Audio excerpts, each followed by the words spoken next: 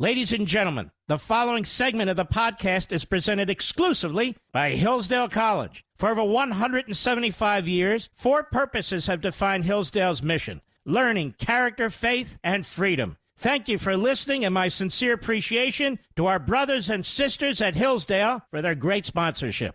He's here. He's here. Now, broadcasting from the underground command post, deep in the bowels of a hidden bunker, somewhere under the brick and steel of a nondescript building, we've once again made contact with our leader, Mark Levin. Hello, America. Mark Levin. Hope you had a good weekend. My number is 877-381-3811, 877-381-3811. Open borders, a massive expansion of the welfare state. You know, they're both intended to do something, right? They're both intended to destroy the existing economic and constitutional systems. You need to think about this. What's going on here is, in our country today, massive redistribution and wealth transfer. Not from billionaires and multimillionaires, from the upper middle class and middle class to the lower middle class and lower income groups. That's what all these programs are intended to do. Massive redistribution of wealth transfer. And unfortunately, more and more our elections are about redistribution of wealth. They're not about liberty. They're not about the things that the nation was founded on. They're about redistribution of wealth. So government-centric, bureaucratic, left-wing politicians deciding on who should get and who shouldn't get. Hence the war on capitalism, the war on liberty, the war on competition, massive taxes proposed, and massive power and redistribution. And that's now how the Democrat Party views elections. Empowering itself to redistribute wealth. You're now voting to transfer funds from a stranger to yourself. You're now voting to transfer funds from somebody who earned it to you and your family. This is decadent. This is virtueless. This is a stake in the heart of our system. And this is what the Democrat Party has become as it pursues power. Now, to super hyper, if you will, that whole process, to move it as fast as possible, you open your borders.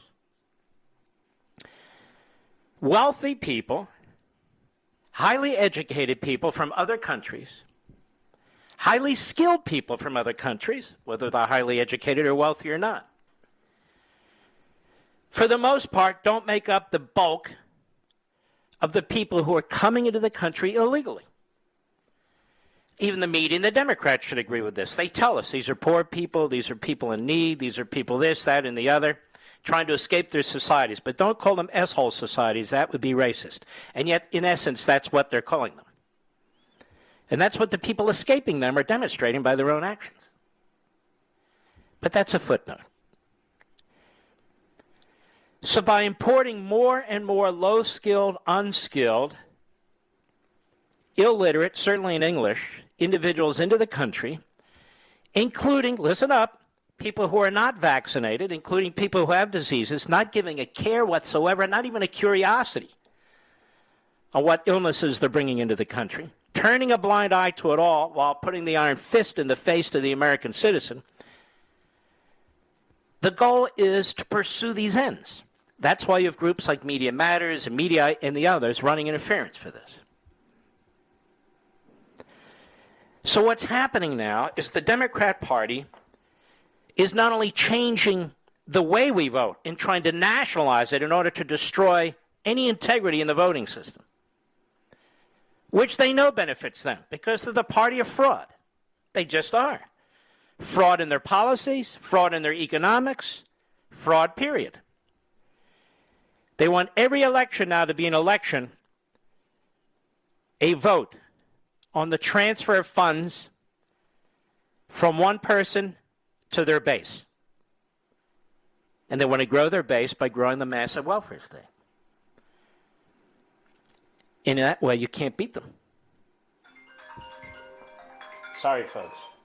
Let me shut this off. Hold on a second. In that way, you can't beat them. So you're seeing they're pushing hard for this. Let's stop calling it $3.5 trillion. This $5.5 trillion, it's not an infrastructure bill. It's not a human infrastructure bill. It doesn't improve the situation of the individual human being, their growth, their potential, their opportunities, their wealth. It increases the power of the federal government. It draws more people into the quicksand of the welfare state. The Democrat Party rejects Americanism. It rejects unalienable rights. It rejects constitutionalism. It rejects it all. And by the way, it has for a very, very long time, and so have its intellectuals, so have its media types, all of them. So have these left-wing websites that bark on their behalf. They've rejected all. You're standing in the way. This isn't about taxing the wealthy, although they'll grab as many of them as they can. The war is on you. Now, the more people you import from the third world who are poor, who are unskilled or low-skilled, who are illiterate in many cases in their own language, certainly in English, who don't have two dimes to rub together, and don't assimilate them into our culture, because the Democrat Party and these American Marxists are destroying our culture. There's nothing to assimilate them into, because they want to remake the whole society, the whole economic system, the whole governing system. The more people they can import into this country and hook like a drug onto this massively expanding welfare state, the more they're attacking your liberty, your private property rights, and your unalienable rights, because it's you who has to fund all this. It's you who have to live in these school systems. It's you who have to deal with the attacks on the cops. It's you who have to deal with all this. It's you. So these elections for that party are now going to always be about the transfer of funds from some stranger to yourself. The transfer of funds from some stranger to yourself.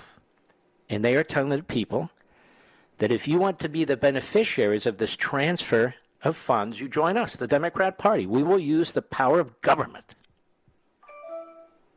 What the hell's wrong with me today? We will use the power of government to do these things. These Ponzi schemes, these highway robbery schemes. And we're going to call them all kinds of good stuff. Human infrastructure. Are you against people eating? Are you against people having homes? Are you against people this? Are you against people that? And of course, the Democrats don't deliver on any of this.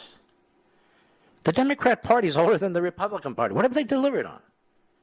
Wow, look at Social Security. Well, let's slow down and take a look.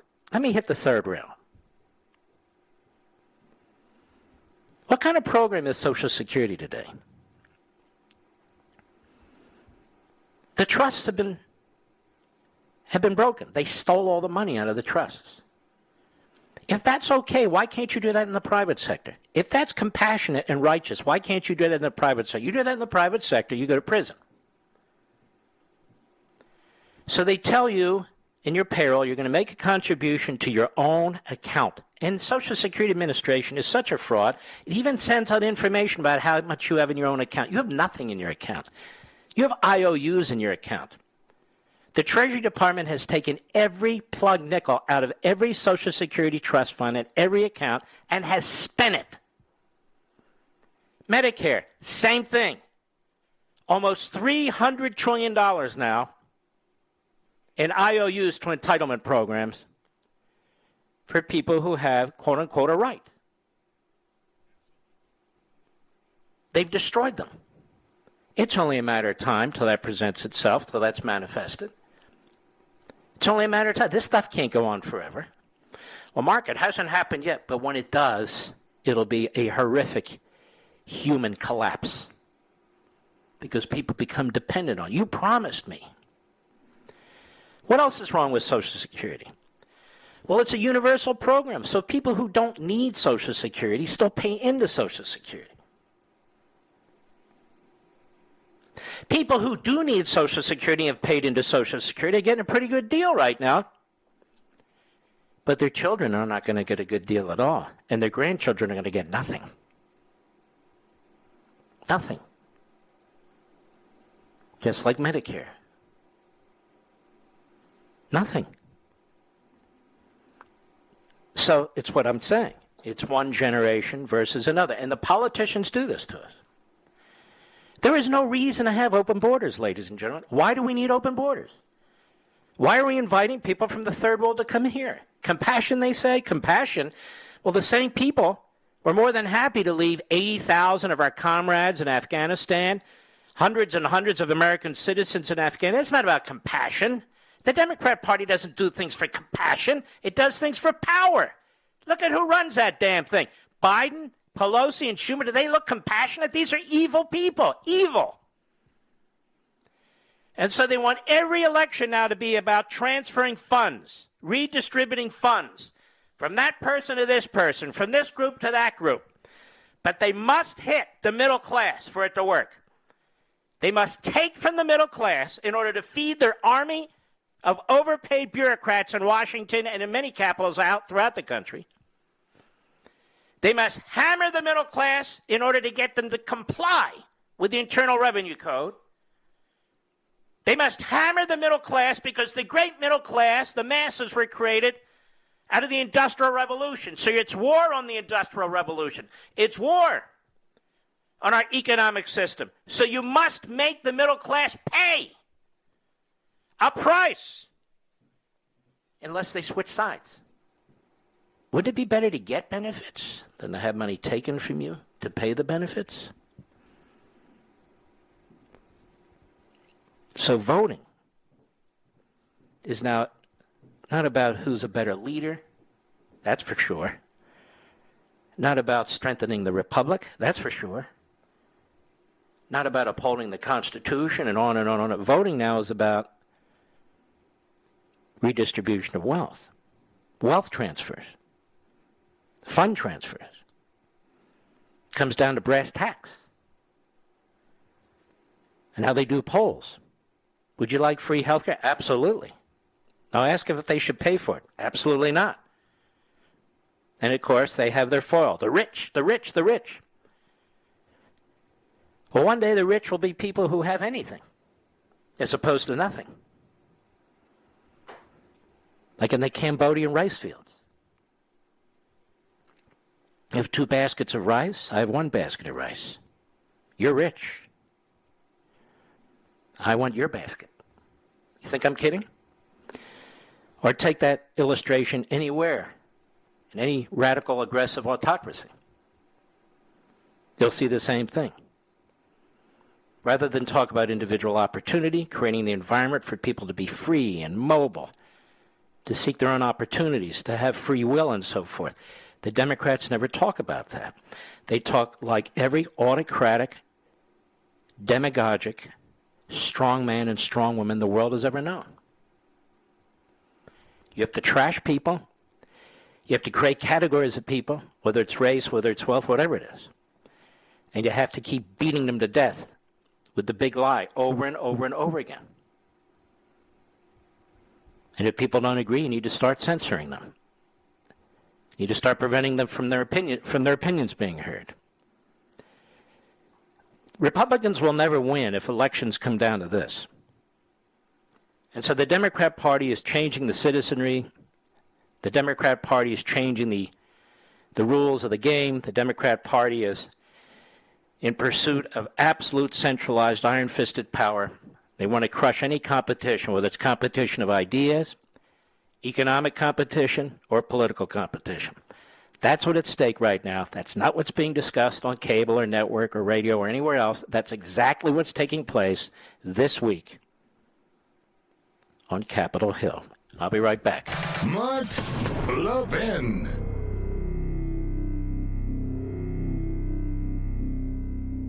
Hillsdale College serves 4 purposes: learning, character, faith, and freedom. Now, education and faith thrive in freedom, and freedom requires an educated people, a people of good character to preserve it. Hillsdale College has been providing the education needed to preserve free government for over 175 years, and it continues to provide that education today, not only to its 1,500 undergraduate and graduate students, but nationwide, through its free online courses, its support of classical K-12 charter schools, and its other outreach efforts on behalf of liberty. Hillsdale's Articles of Association, dating back to 1844, commit the college to preserving the blessings of civil and religious liberty through the provision of sound learning. This learning includes the Constitution. It includes the laws of nature and nature's God, as described in the Declaration of Independence. It includes America's great heritage and liberty that too often today is falsely derided and denied. Hillsdale's motto is pursuing truth and defending liberty since 1844. And it'll continue to fight to live up to that motto, come what may. Learn more. Go to ləvɪn4hillsdale.com. That's Levin for Hillsdale.com.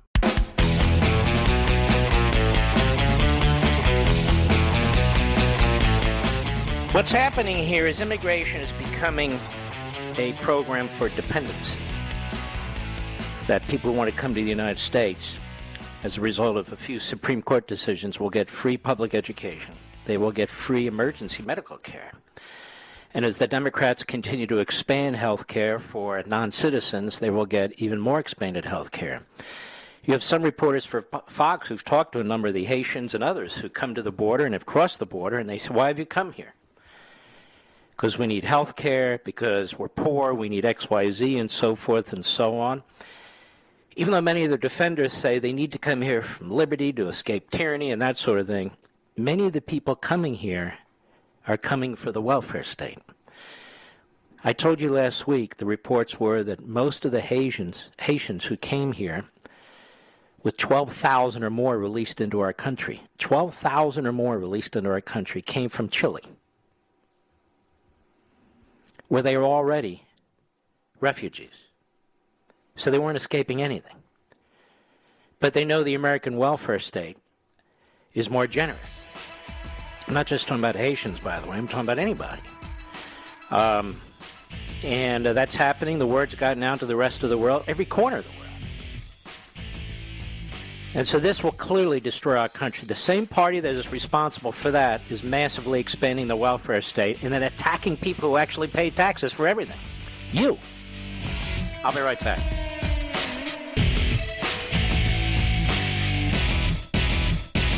Hillsdale College serves 4 purposes: learning, character, faith, and freedom. Now, education and faith thrive in freedom, and freedom requires an educated people, a people of good character to preserve it. Hillsdale College has been providing the education needed to preserve free government for over 175 years, and it continues to provide that education today, not only to its 1,500 undergraduate and graduate students, but nationwide, through its free online courses, its support of classical K-12 charter schools, and its other outreach efforts on behalf of liberty. Hillsdale's Articles of Association, dating back to 1844, commit the college to preserving the blessings of civil and religious liberty through the provision of sound learning. This learning includes the Constitution. It includes the laws of nature and nature's God, as described in the Declaration of Independence. It includes America's great heritage and liberty that too often today is falsely derided and denied. Hillsdale's motto is pursuing truth and defending liberty since 1844. And it'll continue to fight to live up to that motto, come what may. Learn more. Go to ləvɪn4hillsdale.com. That's Levin for Hillsdale.com. He's driving the media mad. Mark Levin, call in with your outrage. 877-381-3811. You know, in the heart of some of the most extensive immigration to the United States over 100 years ago, if anybody had ever been interviewed who wanted to come in America and say, I want to use your health care system, or whatever it was, they would not have been allowed to come into the country. because the standards have been completely eviscerated. The standards are, what can that individual contribute to this nation? Are they going to be a drag, or are they going to be a contributor? Today, that question's not asked or even considered. Period. Immigration was always about what contributions foreigners can make to the United States and how many should come and from where should they come. Today, again, those questions are not asked, and they're not to be asked. And I would challenge anybody to tell me any nation that can or has survived without borders. Name one. Just one. There's not a single nation on the face of the earth that's doing this. None. Some of the European nations did it, but now they're tightening up. And they will pay a price and have paid a price. But not to the extent of America. We have more people coming into this country than any country on the face of the earth, year after year after year after year, while the American Marxists within our country are teaching propaganda about how awful the country is. And so you wind up with second-generation individuals like Joy Reid or Omar or Talib, in Omar's case, first generation, who come to the country and then hate the country. Come to the country and then hate the country. This is how it happens. This is why it happens. Now, this is Biden, August 31, 2007. August 31, 2007, 14 short years ago. He's in Iowa, and he says the following. Cut 23, go. What do I think about the control of our borders? What would I do about it? Ladies and gentlemen, no great country can say it is secure without being able to control its borders, period. What I would do about it, or what I proposed to do about it almost 13 years ago. I would radically ramp up the number of border security guards we have, the use of electronic surveillance material we have to guard the border, and a number of what they call virtual fences. They're not literally fences. Virtual fences from aerostat balloons on to whereby we could control the border. Much, much better. So he was a quote-unquote restrictionist, a white supremacist nationalist.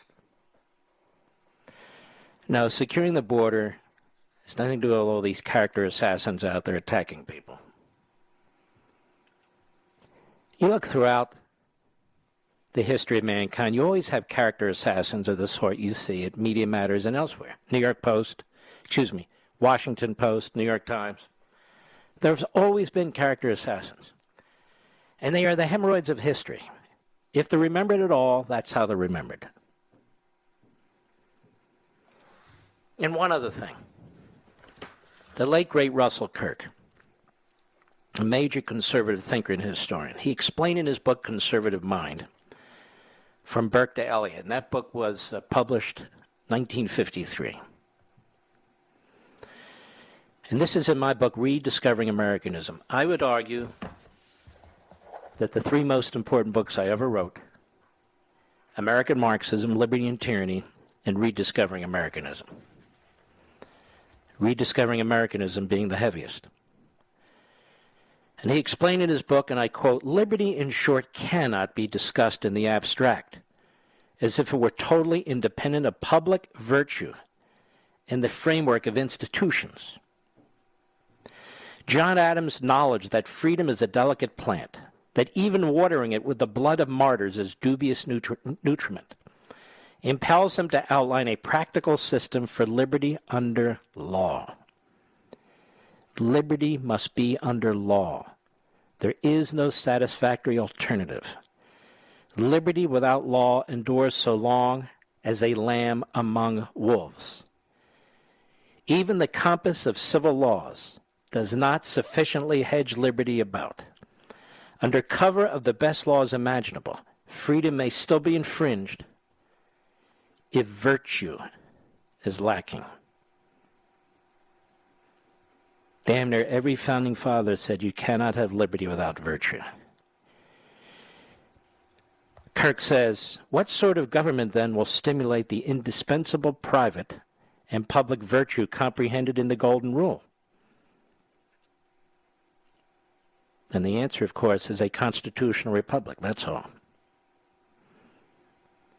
So there must be a legal order informed by a moral order if the individual is to flourish. If the individual is to flourish. So when you have people even today saying we're going to spend $3.5 trillion, which is 5.5, and it's all paid for, it won't cost you anything. When you have pathological, systemic liars, I don't believe that's defined as virtue. When people who literally play with the books like a massive Ponzi scheme the world has never seen before, human beings have never seen before, that's not virtuous. When you have open borders and say the border is secure, that's not virtuous. When you're teaching critical racism theory to our elementary school and high school kids, and then say you're not, that's not virtuous.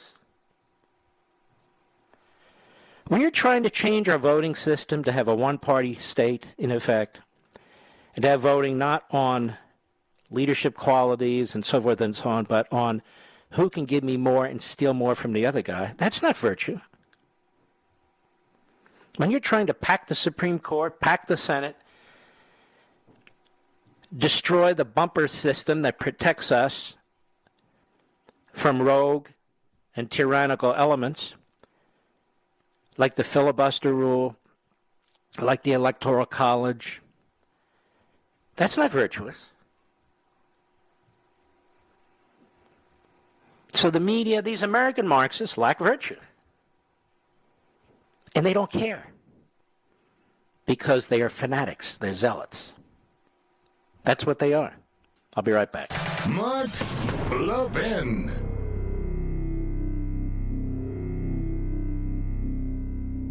Hillsdale College serves 4 purposes: learning, character, faith, and freedom. Now, education and faith thrive in freedom, and freedom requires an educated people, a people of good character to preserve it. Hillsdale College has been providing the education needed to preserve free government for over 175 years, and it continues to provide that education today, not only to its 1,500 undergraduate and graduate students, but nationwide, through its free online courses, its support of classical K-12 charter schools, and its other outreach efforts on behalf of liberty. Hillsdale's Articles of Association, dating back to 1844, commit the college to preserving the blessings of civil and religious liberty through the provision of sound learning. This learning includes the Constitution. It includes the laws of nature and nature's God, as described in the Declaration of Independence. It includes America's great heritage and liberty that too often today is falsely derided and denied. Hillsdale's motto is pursuing truth and defending liberty since 1844. And it'll continue to fight to live up to that motto, come what may. Learn more. Go to levinforhillsdale.com. That's Levin for Hillsdale.com.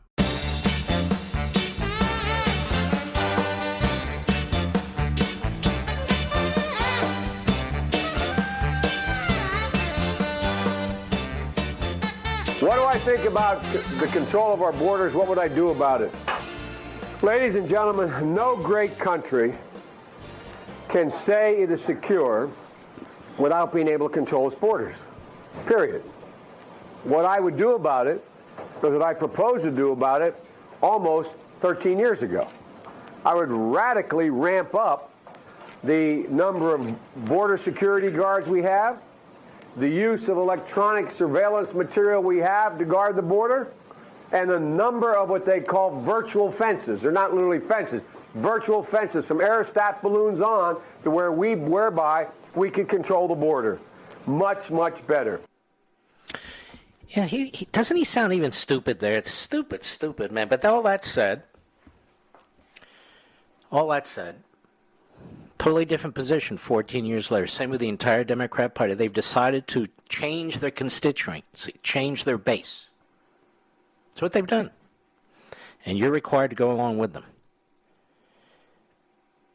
Now let's talk about this bill that's up there that we don't even have yet, $5.5 trillion. And notice how the media keep lying that it's $3.5 trillion, because that's what the Democrats say, so that's what they'll say.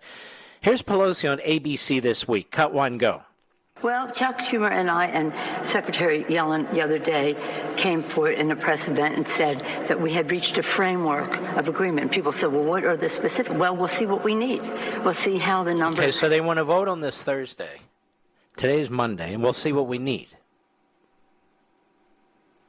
So if they get a deal among themselves, they'll immediately put it on the fast track, push it out, get it to the Senate, push it out.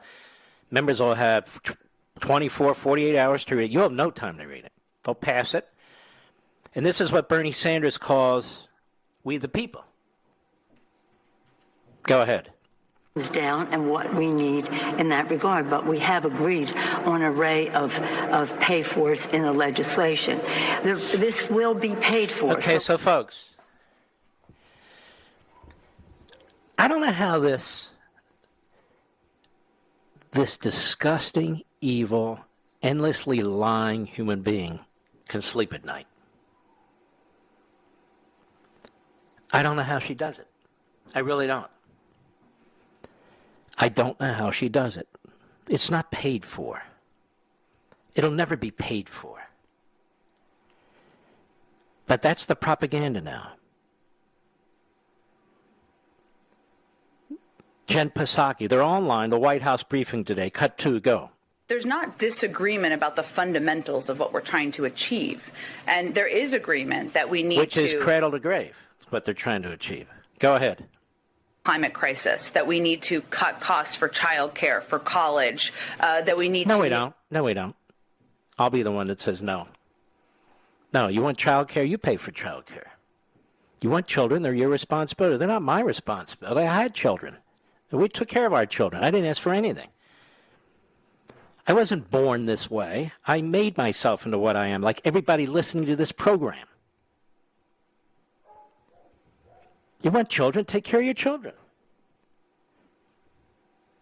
Go ahead. Easier for women to rejoin the workforce. We need to rebuild and Easier for women to rejoin the... This is really precious coming from you, you jerk. This administration has its head collectively so far up that you-know-what that took us to the teachers' union. And many of these women couldn't go to work because of the way that the unions and the others were treating education. They had to stay home. But don't worry. They'll spend a few $1 trillion and that'll fix it. Go ahead. Infrastructure. So there's agreement on that. There's a basic discussion that needs to happen or is ongoing. We're right in the weeds of it now on what the size of the package looks like. But I will also note, and we've done this a little bit over the past couple of days, but that this package, the reconciliation package, would cost $0. This is the big lie, and there's so many big lies. So $5.5 trillion in spending costs nothing. $5.5 trillion in spending. And by the way, you know what comes after the $5.5 trillion? They have a proposed $6 trillion budget, which is over $1 trillion more than the prior budget. 5.5 plus 6 plus 1.2 on the bipartisan one. 5.5 plus 6, that's 11.5 trillion. Now we're talking about 12.7 trillion, all told in just a 6 to 8 month period. 12.7 trillion. They already spent 2.3 trillion when Biden came in. That's 15 trillion. 15 trillion damn dollars? That's what they want to spend and pass in less than a year? But don't worry, it's not going to cost you a thing. And of course, inflation's temporary. Are you as insane as they are? Of course not. But their supporters are. Yes, I want free stuff. Take it from that bastard and give it to me. But you didn't earn it. I don't care. Did you hear that number? 15 trillion. Now, if that doesn't kill us, I don't know what will. And it's filled with all this social engineering, filled with all this Marxist claptrap, all this racism, all this genderism, filled with punitive attacks on successful people. You don't have to be a billionaire, even a multimillionaire. Punitive attacks on small business and capitalism. A war on fossil fuels, for God's sakes. And now even the reporters, George Stephanopoulos is the solution, paying for it, a carbon tax. He even talks like an idiot from the IRS. A carbon tax. Do you know what a carbon tax is? Everybody breathe in. Now breathe out. That's carbon dioxide. What do they mean, a carbon tax? It's time to get pissed off. It's time to get pissed off. These white papers, these proper discussions, these people are fanatics.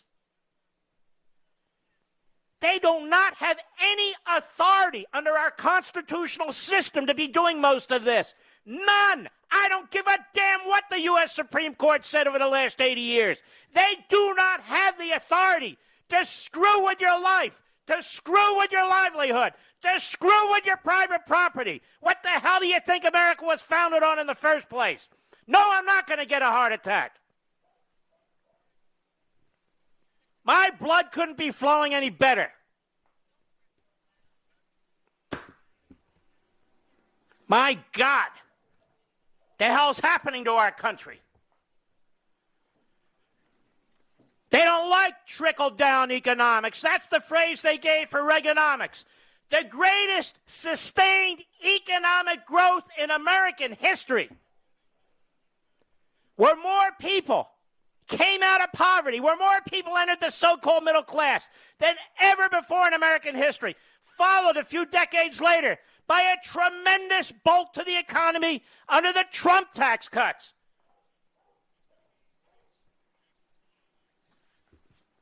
If you could spend yourself into wealth, North Korea would be the richest damn country on the face of the earth. I'm sick and damn tired of it. Even this damn state, Virginia, taxing the hell out. You think I'm going to stay here? You think I'm going to stay here and let these bastards take my money? I'll be right back.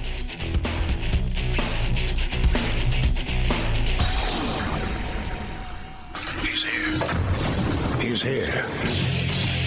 Now, broadcasting from the underground command post, deep in the bowels of a hidden bunker, somewhere under the brick and steel of a nondescript building, we've once again made contact with our leader, Mark Levin.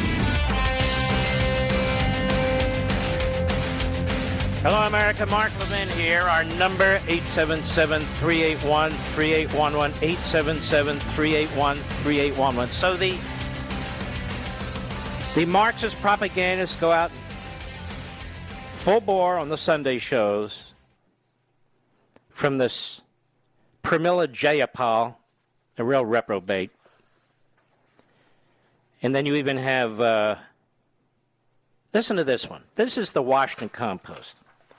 This is Catherine Rampell, the Washington Compost. What a pathetically stupid rag the Washington Compost is, truly.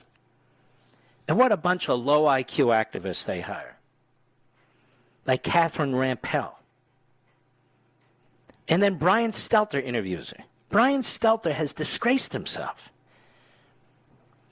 He can't even be on comedy TV. He's so stupid and unfunny. Cut 4, go. And why is the number misleading? Why is that 3.5 trillion figure misleading? Because it doesn't really represent anything. It's this weird shorthand that's been used, but in fact, the bill itself will not cost $3.5 trillion in the sense that it will be entirely or at least partly paid for. So the actual Why do we have a media in this country? We don't need a media. What side of the microphone is she on? She's such a moron. She takes the lies that she's handed by Biden and the other low IQ people in the administration and regurgitates them. That's all. Trillions and trillions of dollars, ladies and gentlemen. It's like the tooth fairy. What's the big deal? What's the big deal? Now, the Wall Street Journal a couple months back explained exactly what's going on here.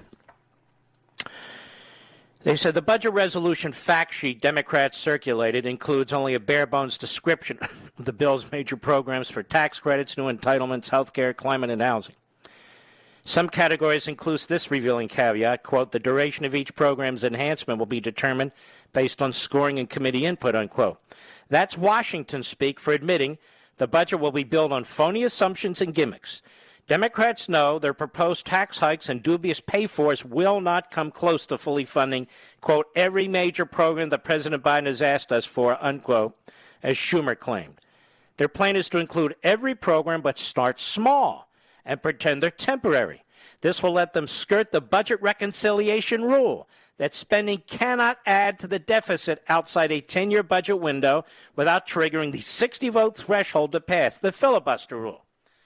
So even in this, they play with the books, they play with the numbers, they're righteous and compassionate rather than Ponzi schemers that should go to prison. Every one of these bastards should go to prison.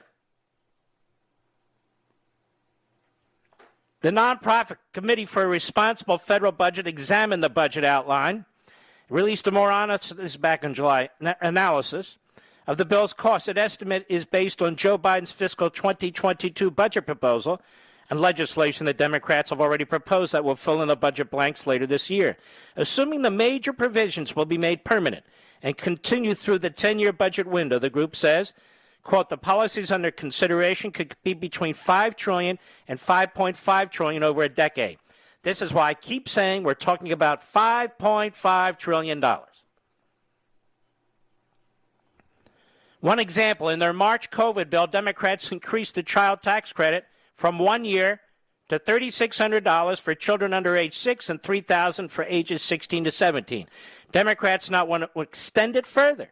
And Mr. Biden's budget claims it would run through 2025 at a cost of $436 billion. This was temporary because of the virus. Nothing's temporary in government. Got it? Nothing. Particularly tyranny. But Democrats are already broadcasting their plan to make it permanent in 2025, with the Independent Budget Committee estimates would cost $1.1 trillion over 10 years, 2% of the U.S. GDP. Democrats are giving themselves similar so-called sunset options for their expansion, so they're claiming programs will end when they intend to expand them. The Earned Income Tax Credit. You know what that is? It's not earned. That is a tax credit that goes to people who don't pay taxes. And so, of course, they call it the Earned Income Tax Credit, even though it's not earned. The Dependent Care Tax Credit. Their major new health and home care programs and new entitlements for child care, college, family leave. The nonprofit committee also estimates the cost of provisions that aren't in Mr. Biden's budget, but Democrats say they'll add to the reconciliation bill. $370 billion of new spending for dental, hearing, and vision benefits in Medicare. $300 billion to close the Medicaid so-called coverage gap in some states. Add a few cats and dogs, such as increase in the size of state and local tax deductions. And wow, $5.5 trillion. Just snap your fingers, there it is.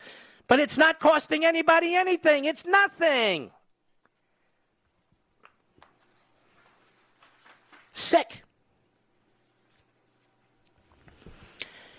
Absolutely sick. And because we do not have a free media in this country, the American people, for the most part, unless you listen to me and maybe some others, you don't have the facts. All right, let's keep moving. Let's keep moving. I'm still perplexed. If you're vaccinated and somebody else isn't vaccinated, why are you bothered by that? Now, I know all the arguments because I can still get the virus or a variant of the virus, or they can give it to somebody else. Well, if they give it to somebody else, it's going to be another person who's unvaccinated. Okay, that's up to them. The vaccines are cheap. They're available. Yeah, they're zero. They don't cost you anything. We're going to browbeat people. You know what Biden said today? We won't be fully vaccinated until 98% of the people are vaccinated. Well, 98% of the people are not going to be vaccinated. And I keep asking the same question. Others have now repeated it, but I want to keep asking it, which is this. People who've gotten this virus have natural immunity through the antibodies. They don't need to be vaccinated according to the science. And the greatest study done, a massive study, was done by the Israelis. But then I took a look at something else. It's about 5 weeks old, but sometimes that's the best data you can get. Look at some of the numbers. And this is at the desert.com site. Do people die from COVID after getting the COVID-19 vaccine? New data from the Centers for Disease Control and Prevention suggests 99.999% of people who were fully vaccinated against the virus did not have a severe breakthrough case that led to hospitalization or death. This was according to CNN. According to the CDC, more than 166 million people have been fully vaccinated. It's now over 170 million. It's 76% of the population that is capable of being vaccinated.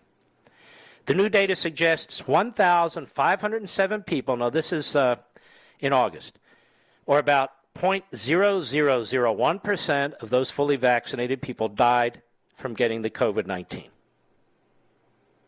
Meanwhile, 7,101 people of those fully vaccinated people, or 0.005%, were hospitalized for COVID-19, and almost none of them died because of the therapeutics that are available. According to the CDC, most of the severe breakthrough cases, about 74% of the tiny percentage, have been among seniors who were 65 years or older, reports CNN.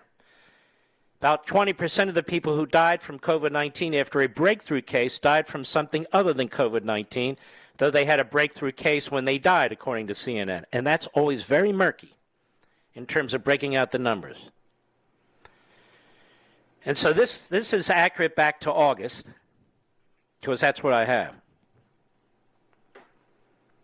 So all this stuff about mandates, which came on the heels of the disaster that Biden had in Afghanistan. Remember, that's when he did it, Mr. Producer, in America?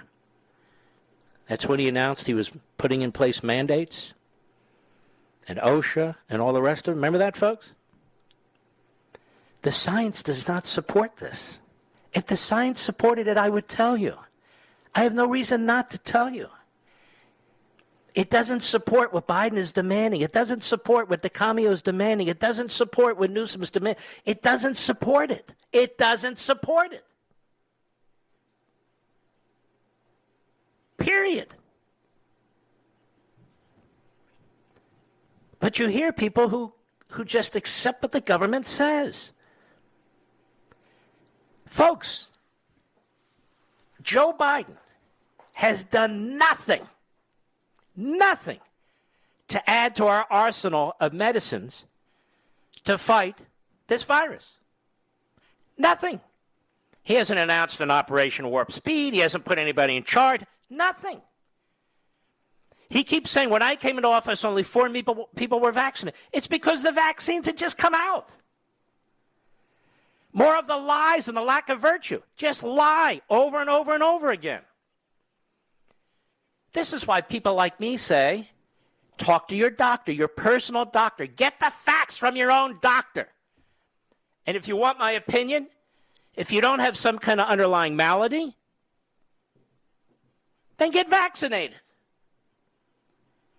But I've said over and over again, there's a difference between supporting vaccinations and supporting tyranny. There's a big difference. People who are unvaccinated, if they have to be that situation because of underlying maladies, well, why would they get vaccinated if it could harm their health? And if you've already had this vile virus and you have natural immunity, why would you get vaccinated? If you don't want to get vaccinated, why do I care? And I'll say it again. So what percentage of the population is it? What percentage? When you add the vaccinated to those with natural immunity, to those who can't take the vaccine because of a malady, what percentage of the population are we actually talking about? Nobody will tell us. Nobody. Nobody.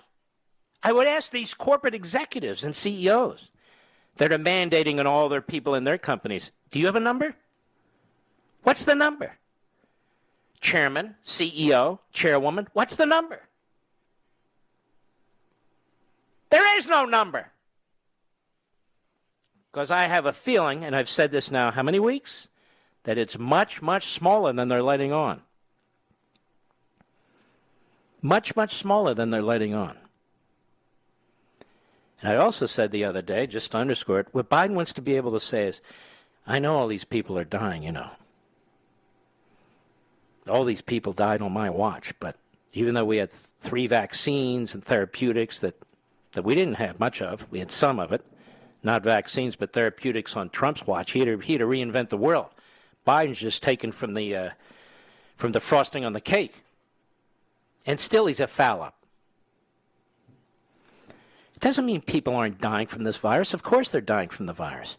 I'm just giving you some of the basic statistical information that we draw from the CDC and CNN. So we know it's got to be true. It's got to be true. But ladies and gentlemen, the corporatists that run the NBA, Major League Baseball, the corporatists that run broadcasting companies, the corporatists that run whatever they run, they don't believe in the science. They don't even believe in knowledge. It's a pack mentality. It's a groupthink thing. That's all. That's all. They don't want to be criticized. They want to be part of the crowd, part of the tyrannical, iron-fisted crowd. It's just easier that way. It's easier. If you're headquartered in New York, you're headquartered in California, you're headquartered in one of these, just go along. My God, we just don't want the trouble. Beat the crap out of your employees. I don't care if they're nurses or doctors or emergency personnel. Let them quit. Law enforcement, go. We'll just call in the National Guard. Now, we won't call in the National Guard to protect our citizens, to protect our cities from Black Lives Matter and Antifa and arson and looting and beating and killing. No. No, we can't do that. Ask General Milley, and I'm going to get to him in a minute. I'll be right back. Mark Levin.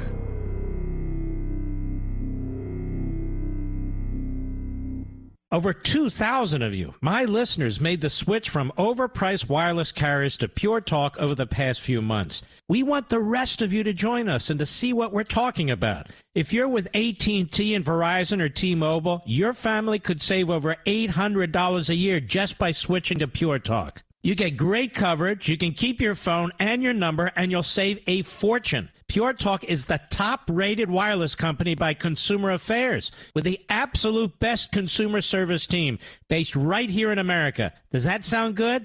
Well, it gets better. Right now, get unlimited talk, text, and 6 gigs of data, just $30 a month. And if you go over on data, they don't charge you for it. They don't care.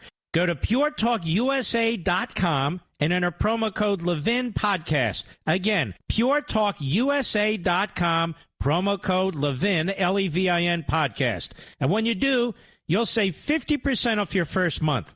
That's puretalkusa.com, promo code Levin Podcast. Pure Talk USA, simply smarter wireless.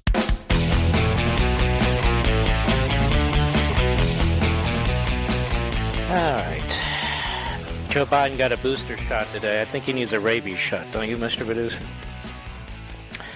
Sits there, rolls up his sleeve. I thought to myself, God, is he? He's shriveling before our eyes. Shriveling before. So he thinks by him there rolling up his sleeve and getting a shot, people are going to say, oh, well, look, if Joe Biden's going to do it, I'm going to do it. That is another sick mind. It really is. Standing there, he's going to get a shot in his arm. All right, General Milley's going to testify tomorrow, but he's not really going to testify. He's going to go up there. He's going to pretend he's Oliver North. He's going to be Mr. Tough Guy. He's actually quite a stupid man, in my view, because he keeps leaking information about how smart he is to the Washington Compost and how many books he has. But he will be remembered for the failed general that he is, and he's a failed general. He will be testifying as American citizens remain behind enemy lines, as Afghan patriots who fought with us, up to 80,000 of them, remain behind enemy lines. All the clowns in the media, among others, talking about, the Taliban 2.0. How stupid are these people? They conspired to hit us on 9/11. What do you mean 2.0? Here we got to listen to this bullcrap day in and day out.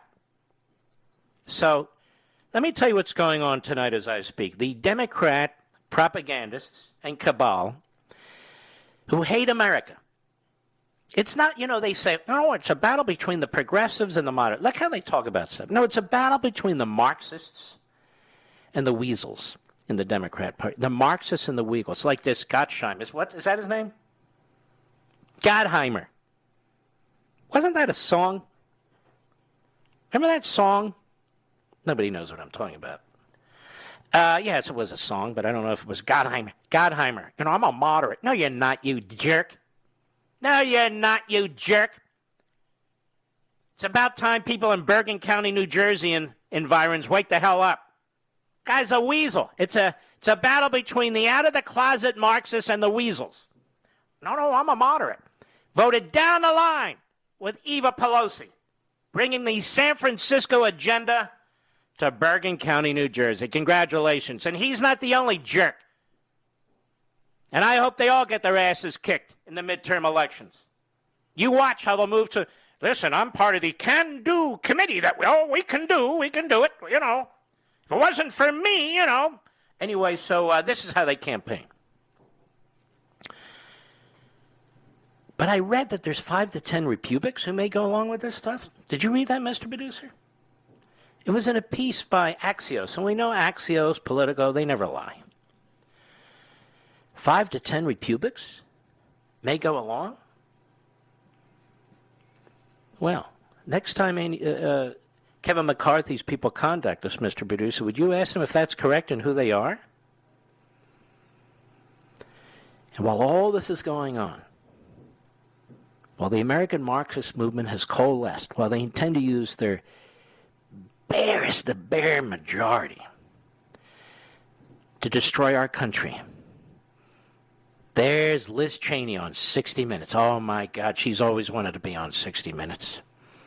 Oh, she's always wanted to be in the Washington Compost and the New York Slimes. I think Daddy and Mommy are very proud of her. There's George W. Bush. He's going to do a fundraiser for her with his sidekick, what's his face, with a whiteboard and so more on that. I'll be right back.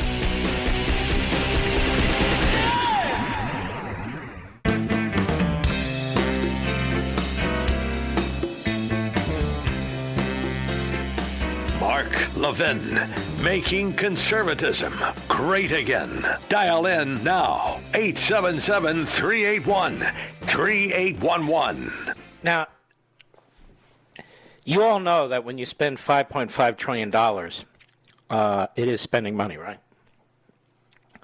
So why are the Democrats and the media saying it's not spending money? Let me tell you what else this is going to do. It's going to destroy the currency, which means whatever you earn is worthless, which means the money you've put aside in stocks, in a mutual fund, IRA, KO, whatever, 401k, maybe you have a pension with your company, or worthless. Worthless. A long time ago, we did away with bartering, so we have currency. So if you effectively print so many dollars, and just think about it, we've never done anything like this, it's so bad. Well, then dollars become meaningless. Look, I earned $150,000. Aren't you proud of me? No, because it's worth $12,000 today. The whole mindset, the whole culture, the whole attitude is being destroyed. You're getting a tiny little taste of this. Do you see how much it costs to fill up your car? Do you see shortages developing in the supply chain? Ask any trucker. They'll tell you what's going on. You can see it yourself. Go to the grocery store. We're the most advanced society on the face of the earth, not because of government, because limited government, because of you, the individual, and freedom. And more, I've said this to members of my family, I feel like we're becoming a third world. What do you mean supply chain shortages? What do you mean restaurants can't hire people? What do you mean people have children and they expect somebody else to raise them through these corporate nursery schools or whatever the hell they're called? Child care. What do you mean you need 3 months off because somebody doesn't feel well in your family, or maybe you don't feel well? Paid leave. What do you mean we're going to expand Medicare reduced the age to 60, and then pretended it's solvent. I mean, you really have to be delusional to embrace this stuff. And they are. But it doesn't matter. I know why the Democrats are doing it. They want power. Why would anyone go along with it? Because they want freebies. But freebies eventually come at a price. And that's what the takers, the people on the dole, the people who are subsidized just don't get. Because one day the bottom falls out and they're in the bottom. Meanwhile, while we're facing this menace, it's right on our doorsteps. Bush and Cheney are out to destroy Trump and his supporters. They're saboteurs. They're saboteurs. And I tell you this because John Wood, who worked with Bush 43, Bush 43 will be the senior investigative counsel for the January 6th Select Committee and of counsel to the vice chair, who is Liz Cheney. And he most recently was at the U.S. Chamber of Commerce, another failed organization. He'll serve as the panel's senior investigative counsel and of counsel to Congresswoman Liz Cheney. Do you know why the Cheneys and the Bushes are involved in all this stuff, folks? It's not because they give a damn about the Capitol building. It's because they want to make sure that their control of the Republican Party is retained, that we cannot tolerate any longer these outsiders who dare to take over. You know, the Bush family is sort of a mainstay of the elitist repubes. And, of course, the Cheneys, too. Cheneys go way back to Nixon. The Bushes go way back to Nixon. Bushes even go further back than that, to the senatorial days of his father. In the case of George W.'s grandfather. And we can't have that disrupted.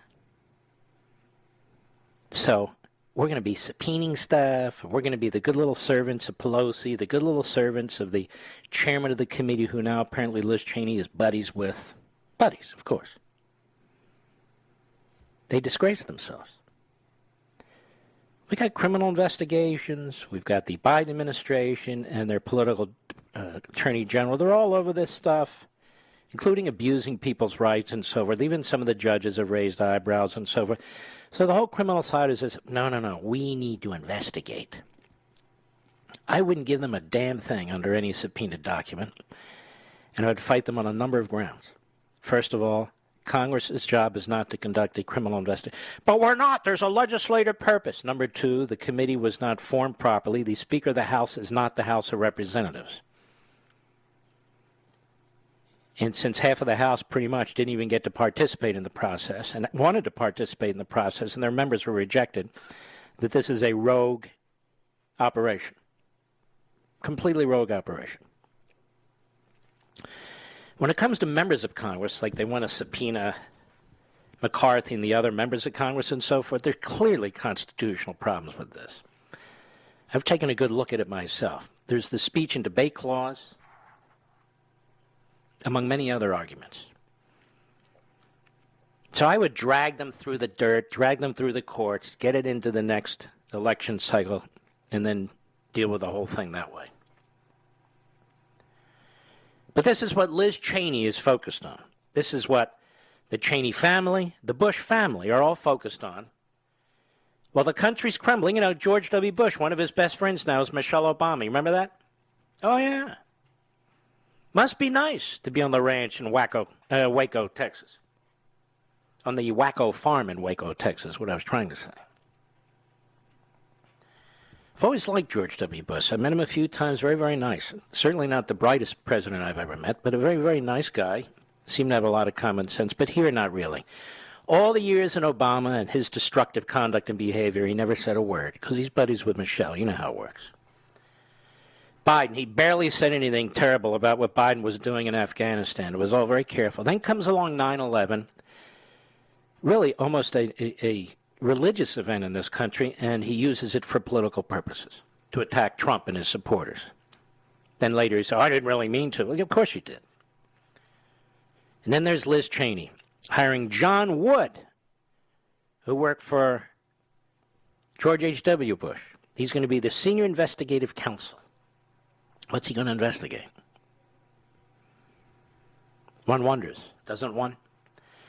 Tell me, John Wood, would you try and contact John Wood, Mr. Producer, see if he'll come on the program? Quite serious. I wonder if they're going to expand their subpoenas to include Pelosi. Will there be a single Democrat who will be subpoenaed? Just one. Any? About what they did or didn't do when it came to security for the building prior to January 6th? I doubt it. That's not her mission. Besides, Pelosi wouldn't like that. She works for Pelosi now. So John Wood will be the senior investigative counsel on the January 6th Select Committee. Don't you like it? It's a select committee. Who selected it? Pelosi. When Leader McCarthy tried to select some members, they were banned. And I think that's another, as I said, reason to attack this in the court.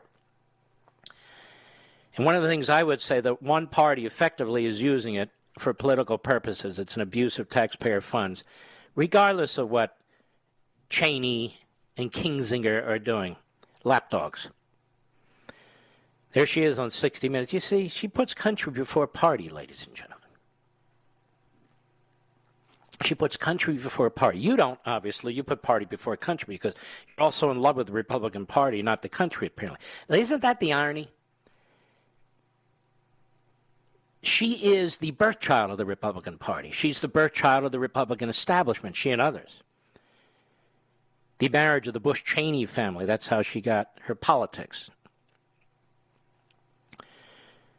And the funny thing is, it's Donald Trump who's not a birth child of the Republican Party. He really is an independent. He really does put country before party, unlike all the alliances that Lynn Cheney has of all the Republican establishment types, right? He puts country before party. I don't believe Lynn Cheney does. In fact, I would argue Lynn Cheney puts Lynn Cheney before everything else. You know, you could even take Lynn Cheney's position and stop slobbering all over the media that hated your father, hated the Bush administration, hated Reagan, hated our policies and so forth. You don't have to give aid and comfort to a corrupt, hardcore left media, but that's exactly what she's doing. Again, she could take her position without doing that, but she didn't and isn't. So this is the spectacle, if you will, of the Bush-Cheney clan trying to use the occasion of the Pelosi Select Committee to do as much damage to Trump supporters, and quite frankly, a significant percentage of conservatives in this country. That's what she's doing. And running around in the corrupt propaganda media in her self-serving pronouncements. As I say, she can do this quietly, but she's not. And then she brings in a Bushy, the Bush 43 guy.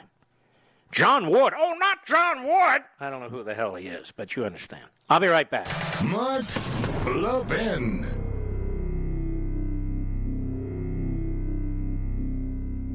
Over 2,000 of you, my listeners, made the switch from overpriced wireless carriers to Pure Talk over the past few months. We want the rest of you to join us and to see what we're talking about. If you're with AT&T and Verizon or T-Mobile, your family could save over $800 a year just by switching to Pure Talk. You get great coverage, you can keep your phone and your number, and you'll save a fortune. Pure Talk is the top-rated wireless company by Consumer Affairs with the absolute best consumer service team based right here in America. Does that sound good? Well, it gets better. Right now, get unlimited talk, text, and 6 gigs of data, just $30 a month. And if you go over on data, they don't charge you for it. They don't care. Go to puretalkusa.com and enter promo code Levin Podcast. Again, puretalkusa.com, promo code Levin, Levin Podcast. And when you do, you'll save 50% off your first month. That's puretalkusa.com, promo code Levin Podcast. Pure Talk USA, simply smarter wireless.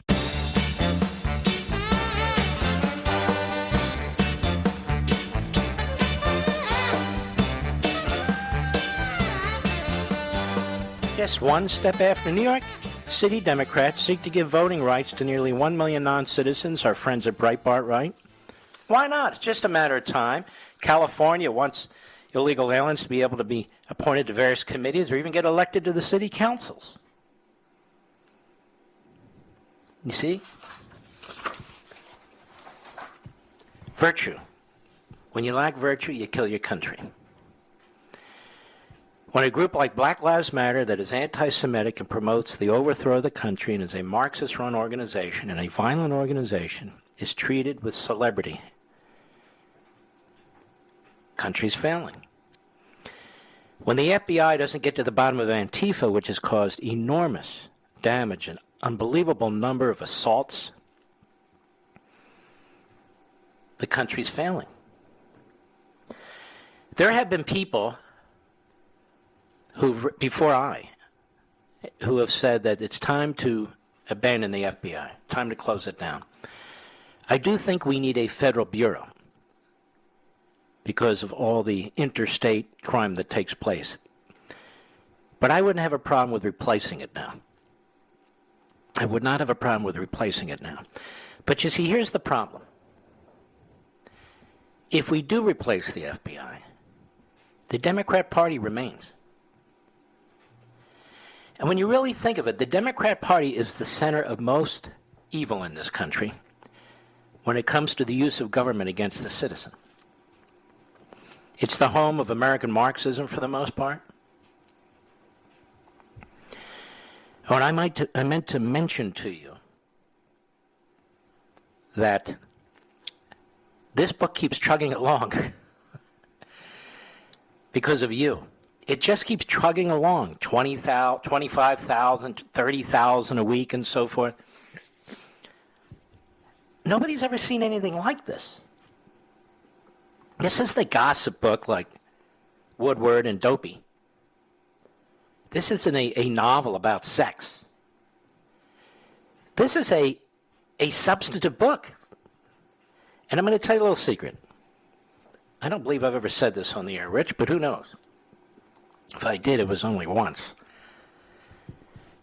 When I finish this book, and when I finish a book, it's after months and months and months of research and thinking and writing and rewriting and so forth. I finished it. I put a big rubber band around it to send into my publisher, my editor, the wonderful Natasha. And I said to my wife, who had read most of it by that time, I don't know how well this book's going to do. She said, why? Because it's like nothing I've ever written before. It's heavy scholarship, but on the other hand, I explain it all in ways that I haven't really approached a book before, and then at the very end, it's about activism. So the book is a mix. She said, this book's going to do great. But you know, that's your wife. You expect your wife to say that, right? She said, no, it's true. I said, I don't know. I said, I sure as hell hope so, because we need to turn the corner in this country. Little did I know that thanks to you, we'd sell over 1 million copies in all formats in 2.5 months, and that it would just keep chugging along. I think many of you who have purchased the book are purchasing additional copies after you've read it to give the neighbors and family members and friends, particularly college students and high school students and others, to have a little stack to give out when you get together. This has been very, very important for spreading the word. Remember what I said early on with Thomas Paine and his pamphlets, and there were other pamphleteers. The written word has a greater impact than almost to the rest of the media because it lasts. It goes on and on and on. And I think a lot of you have taken that to heart and have become, in turn, the Paul Reveres to spread the word. So I want to continue to thank you for your continued focus, because this is the movement that's going to save America. The anti-American Marxist movement. I'll be right back.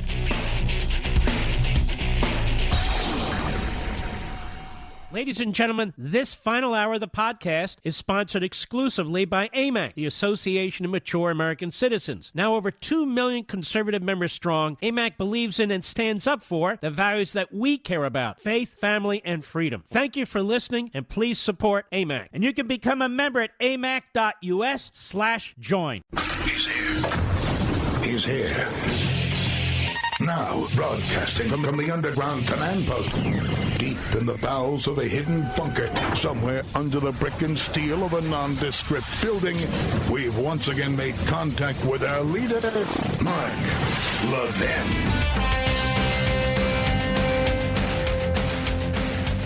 Hello, America. Mark Levin here. Our number, 877-381-3811. 877-381-3811. We had a lib on the line. He hung up in about 2 minutes because, immediate gratification. Too bad. We don't get many of them anymore, do we? They're like the duck-billed platypus, very hard to find them. I mean, they're all over the damn place, but they don't call in. I don't know what they're afraid of. New York Slimes on the 25th. What's today's date? 27th. Saturday. Among those who marched in the Capitol on January 6th, you probably heard this by now, but you haven't heard from me. An FBI informant. Have you noticed the FBI informants in the middle of all this stuff? Whether it's the Whitmer situation and quote-unquote kidnapping in Michigan, it looks like the FBI was behind it. And the chief FBI special agent in charge turns out to be a sleazeball who's under arrest for something, beating his wife. I don't remember. But they were involved in that, too. The FBI was involved in Russia collusion. That's what I mean. And now the FBI, January 6th. And why do we have to wait till now to find out about this? I'm sure Liz Cheney's all worked up about it. By the way, she's reversed course on gay marriage, and she says she was wrong about it. I don't even know why she brought it up. Does anybody know why she brought it? I have no idea. Let us continue. A member of the far-right Proud Boys, notice they never say the Marxist Black Lives Matter group, and yet they are Marxists. Texted his FBI handler during the assault, but maintained the group had no plan in advance to enter the Capitol and disrupt the election certification. All right, let's deal with some of this and try and unravel some of it. As scores of Proud Boys made their way, chanting and shouting, toward the Capitol on January 6, one member of the far-right group was busy texting a real-time account of the march. The recipient was his FBI handler. In the middle of an unfolding melee that shook a pillar of American democracy, what was that? Was that when the Capitol building was blown up by Bill Ayers and his buddies? Was it when the Puerto Rican separatists attacked the Capitol building? Was it when 3 Democrat presidents did everything they could to pardon domestic terrorists? No. It was January 6th. Oh, okay. Just want to make sure I understand. Let's see. In the middle of an unfolding melee that shook a pillar of American democracy, the peaceful transfer of power of the Bureau had an informant in the crowd, providing an inside glimpse of the action, according to confidential records obtained by the New York Slimes. Okay, so every defense lawyer now, every single one, should be deposing that informant. And if the government didn't make the defendants aware of the informant, that may be, I didn't say it is, but that may be a cause to challenge any plea deal that may have been entered into. In the informant's version of events, the Proud Boys, famous for their street fights, were largely following a pro-Trump mob. A pro-Trump mob? Hundreds of thousands of It's hard to get through this. The pro-Third Reich New York Times, the pro-Stalin New York Times, the pro-Castro New York Times, they can't even write a straight news story, but they never could. They were largely following a pro-Trump mob consumed by a herd mentality rather than carrying out any type of pre-planned attack. All right, even reading through that, all this talk about these planned attacks, these conspiracies, the insurrection, how do you have an insurrection that's not pre-planned? And the irony is lost on the New York Slimes. After meeting his fellow Proud Boys at the Washington Monument that morning, the informant described his path to the Capitol grounds, where he saw barriers knocked down and Trump supporters streaming into the building, and records show. At one point, his handler appeared not to grasp that the building had been breached, the records show, and asked the informant to keep him in the loop, especially if there was any violence. The use of informants always presents law enforcement officials with difficulties about the credibility and completeness of the information they provide. In this case, the records obtained by the Slimes do not directly address whether the informant was in a good position to know about plans developed for January 6th by the leadership of the Proud Boys, why he was cooperating, whether he could have missed indications of a plot, or whether he could have deliberately misled the government. Okay. That's not reporting, and that's not news. Those are hypotheticals that have nothing to do with anything.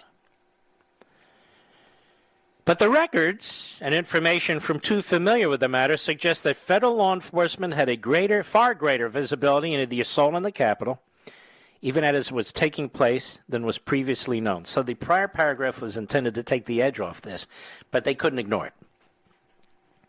At the same time, the new information is likely to complicate the government's efforts to provide the high-profile conspiracy charges it has brought against several members of the Proud Boys. Because there was no insurrection. There was no plan for an insurrection. There was no conspiracy for an insurrection. You know how I know, America? Because with all the reportage that's been going on, they haven't provided any information about it. No substance whatsoever.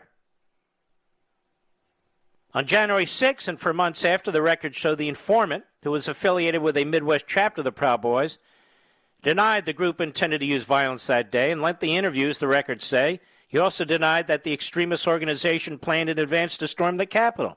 The informant's identity was not released in the records.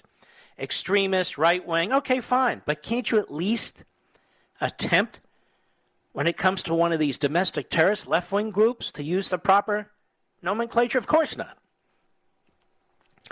Now, the records describing the informant's account of January 6th, and I have no special brief for the Proud Boys. I don't know who the hell they are, quite frankly. The records describing the informant's account of January 6th, excerpts from his interviews and communications with the FBI before, during, and after the riot, dovetail with the assertions made by... And let's stop there.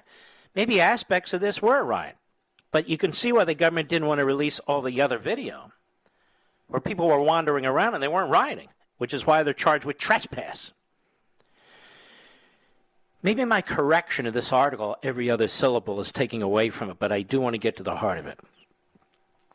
The records describing the informant's account of January 6th dovetail with assertions made by defense lawyers who have argued that even though several Proud Boys broke into the Capitol, the group did not arrive in Washington with a preset plot to storm the building. Well, this kind of screws up the whole narrative.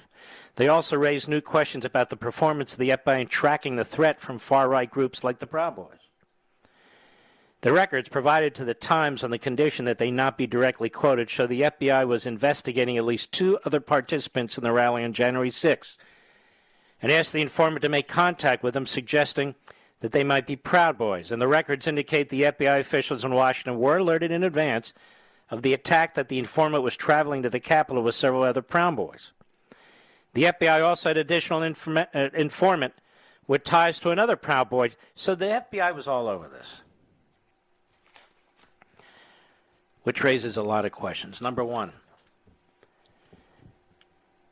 if there was a pre-planned plot, they weren't told about it. Number two, the FBI was all over it. Why were they there? Because they anticipated something, correct? Number three, something bizarre as my memory kicks in here. I remember the FBI office in one of the towns in Virginia, the NYPD, had told main headquarters of the FBI that they were getting word of a potential attack on the Capitol building. Now, maybe that's true, but this would suggest that it wasn't this group, but even more than that. They have their informants. They're given a heads up at Main Justice, the FBI is, and they don't do anything. They don't do anything. Prosecutors have filed conspiracy charges against 15... I wonder if Philly Bump is around, Mr. Producer. Philly, you're welcome to come on the program and pursue this with me. Seriously, Philly. Loser. What a buffoon. I saw a picture of him. Have you seen a picture of him, Mr. Producer? What's going on with that guy? His head is like the size of Wyoming. Did you notice that? Now, in seeking to prove that the Proud Boys planned the assault in advance, then worked together on January 6 to disrupt the certification of the Electoral College vote, prosecutors have claimed in court papers that their leaders raised money to bring people to Washington, gathered equipment like protective vests and multi-channel radios, and ordered subordinates to avoid wearing their typical black and yellow polo shirts in favor of more ordinary clothes. You mean just black clothes like Antifa? The FBI had also collected incendiary social media posts and so forth. But statements from the informant appear to counter the government's assertion. That's why if you're a defense lawyer and your client has pled, you may want to do a little bit more digging. Because your client, I'm talking about the ones that were on the grounds and didn't even go into the building, who've been threatened with felonies and have pled to misdemeanors, trespassing, or parading. I like that, parading. You may want to take this up. I have a feeling the government has not been giving all the information it should to defense counsel, and certainly to we the people. And, of course, the media are fine with that. And whatever Liz Cheney thinks, not. I'll be right back. Mark Levin.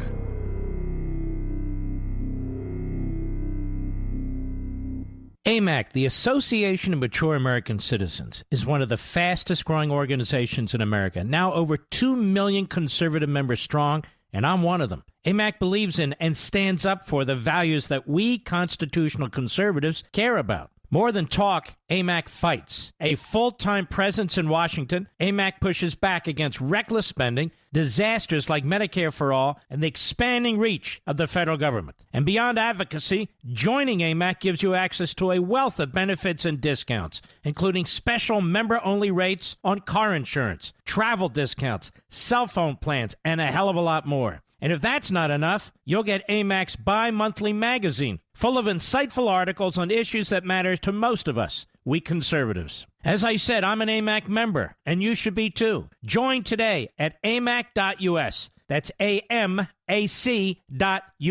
Stop supporting the liberal agenda that the other 50-plus organization has been pushing for. Join AMAC instead. AMAC.us.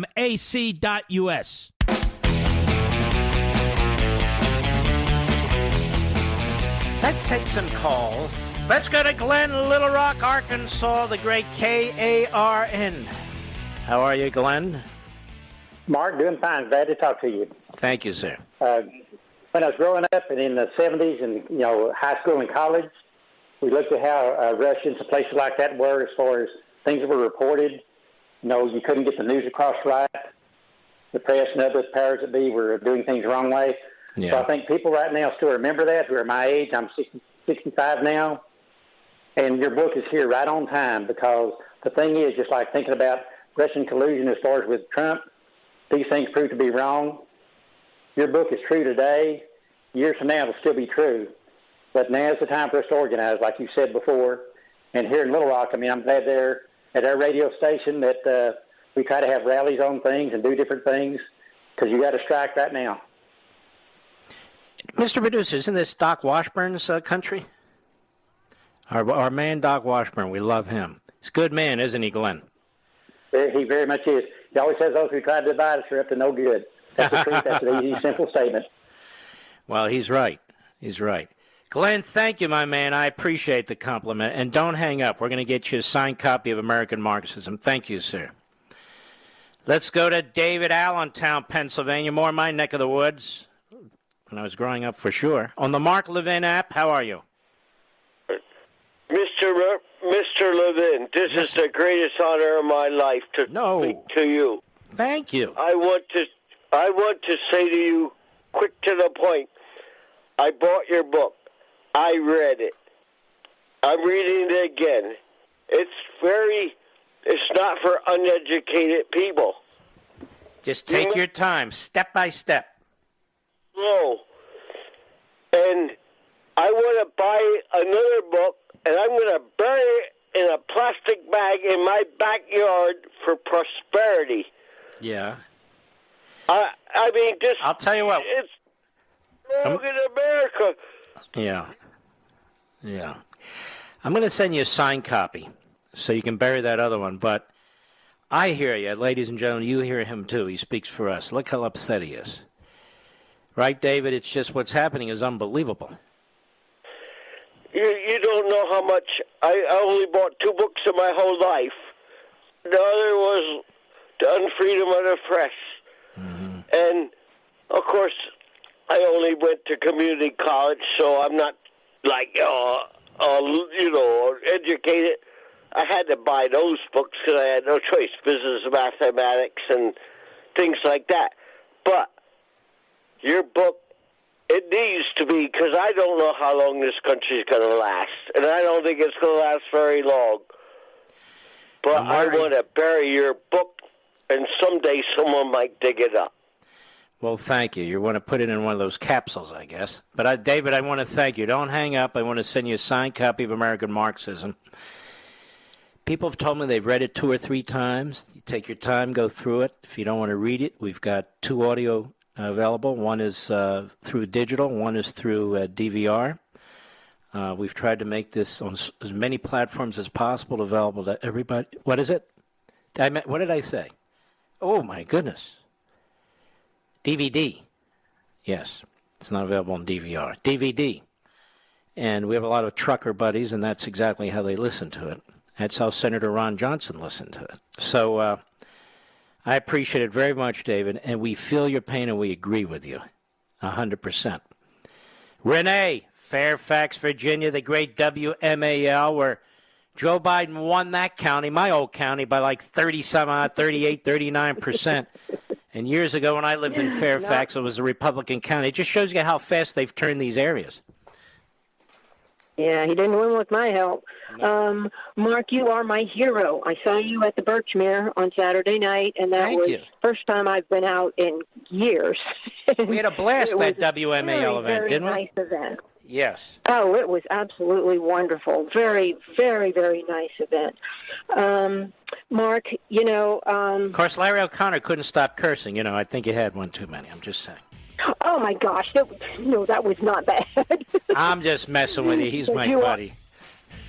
Yeah, you are a funny guy. But, why don't we hold you over? I stepped on your time here. Don't hang up. Don't hang up.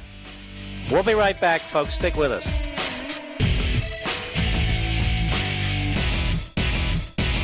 AMAC, the Association of Mature American Citizens, is one of the fastest-growing organizations in America, now over 2 million conservative members strong, and I'm one of them. AMAC believes in and stands up for the values that we constitutional conservatives care about. More than talk, AMAC fights. A full-time presence in Washington, AMAC pushes back against reckless spending, disasters like Medicare for All, and the expanding reach of the federal government. And beyond advocacy, joining AMAC gives you access to a wealth of benefits and discounts, including special member-only rates on car insurance, travel discounts, cell phone plans, and a hell of a lot more. And if that's not enough, you'll get AMAC's bi-monthly magazine, full of insightful articles on issues that matter to most of us, we conservatives. As I said, I'm an AMAC member, and you should be too. Join today at amac.us. That's AMAC.us.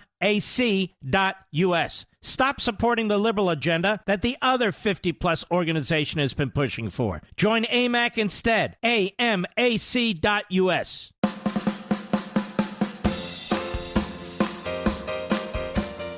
Mark Levin, the great one. The great one, Mark Levin. Dial in now, 877-381-3811. Yeah, that FBI office I was talking about was the Norfolk office, just for the record. So, Mr. Producer and Levinites, I'm still flirting with the idea of doing a new, fresh 1-hour podcast. I'm flirting it. One of the reasons is, just because it would be fun. The other reason is I'd love to see how high up the chart we could go. Wouldn't you like to see that, Mr. Producer? I don't know. We'll see. I've got Blaze TV. I've got Fox with Levin TV. I've got Fox TV. I've got the books I love to write. And, of course, I have a radio show. I don't know. My family says that's enough. You got to give something up. Which raises another question. If you were going to give something up, what would you give up? Not so easy, is it? No. But they want me to give up something. And not eating and sleeping. Let's go to Harvey, Buffalo Gap, South Dakota. Sirius Satellite. Harvey, how are you, sir? Hey, great, Mark. Thanks for taking my call. You bet. Say, I read an article last night by Mark Wayne Mullins. He's Oklahoma's 2nd Congressional District Congressman on the infrastructure bill. He's a good man. $5 trillion. He's not controversial. Yeah. Oh, he's controversial. No, he's a patriot. Anyway, go right ahead.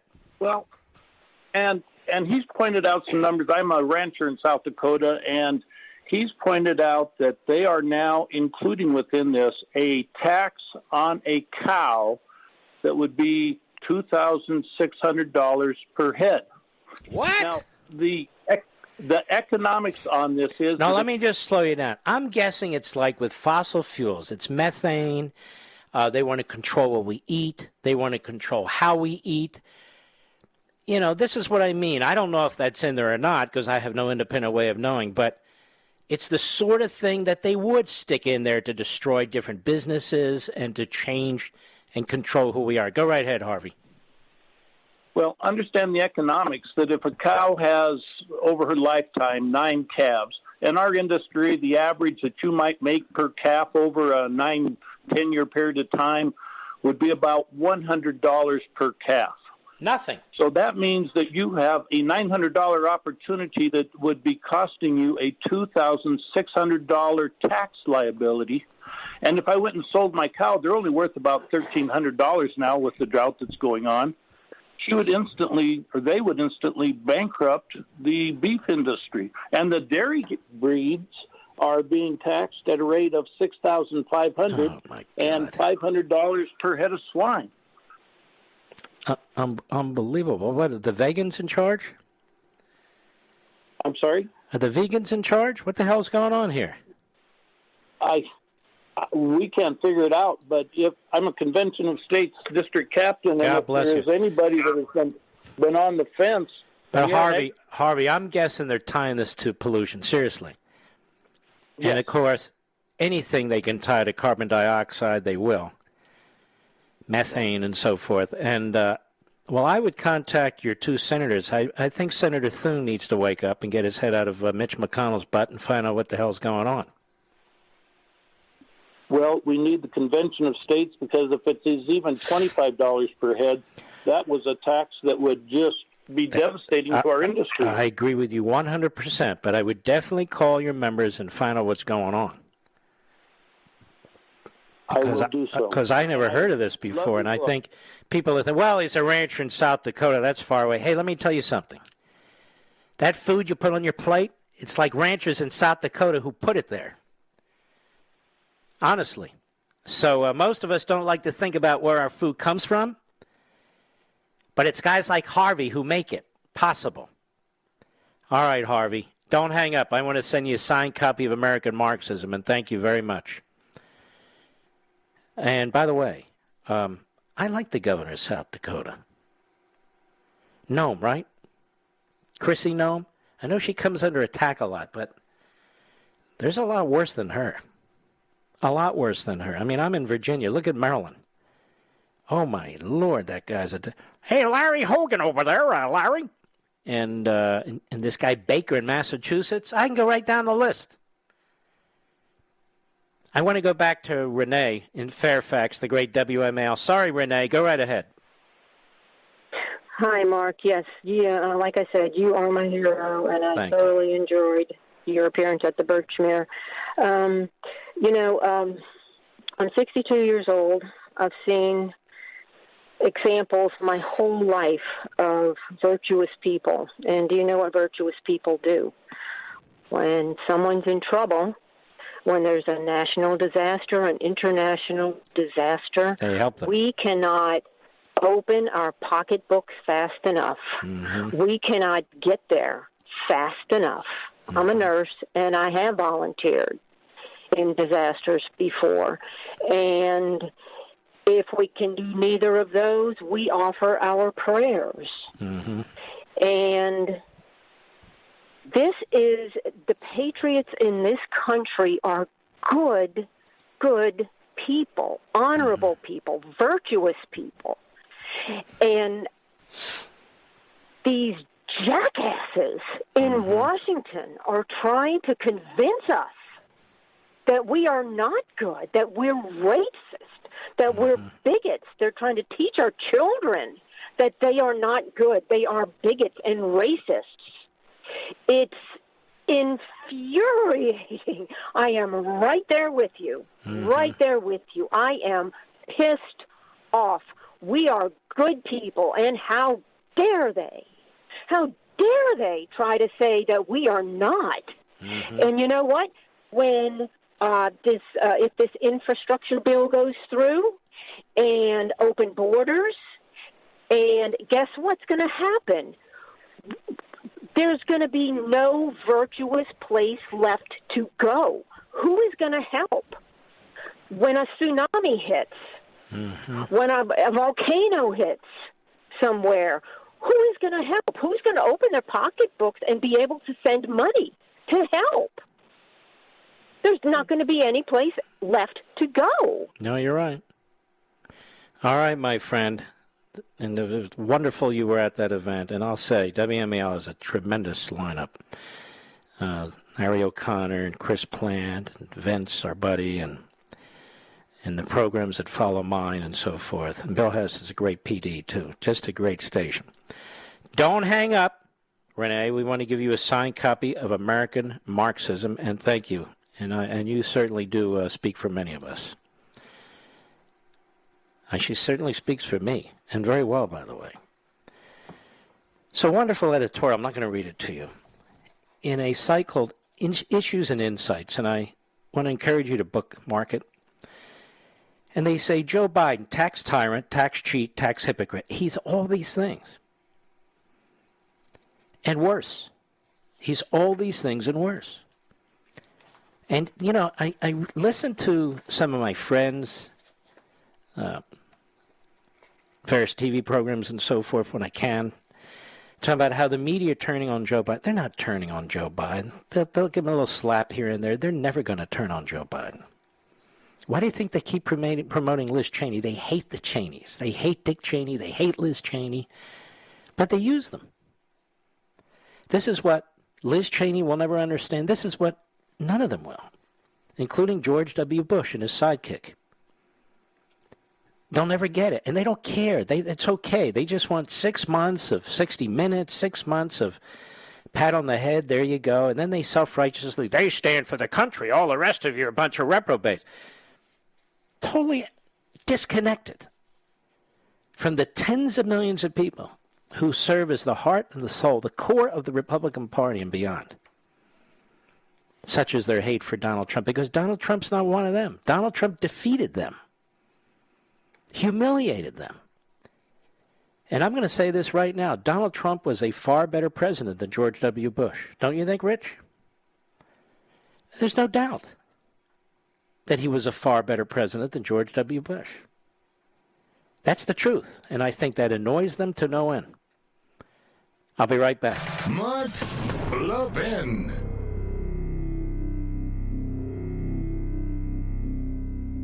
AMAC, the Association of Mature American Citizens, is one of the fastest-growing organizations in America, now over 2 million conservative members strong, and I'm one of them. AMAC believes in and stands up for the values that we constitutional conservatives care about. More than talk, AMAC fights. A full-time presence in Washington, AMAC pushes back against reckless spending, disasters like Medicare for All, and the expanding reach of the federal government. And beyond advocacy, joining AMAC gives you access to a wealth of benefits and discounts, including special member-only rates on car insurance, travel discounts, cell phone plans, and a hell of a lot more. And if that's not enough, you'll get AMAC's bi-monthly magazine, full of insightful articles on issues that matter to most of us, we conservatives. As I said, I'm an AMAC member, and you should be too. Join today at amac.us. That's AMAC.us. Stop supporting the liberal agenda that the other 50-plus organization has been pushing for. Join AMAC instead. AMAC.us.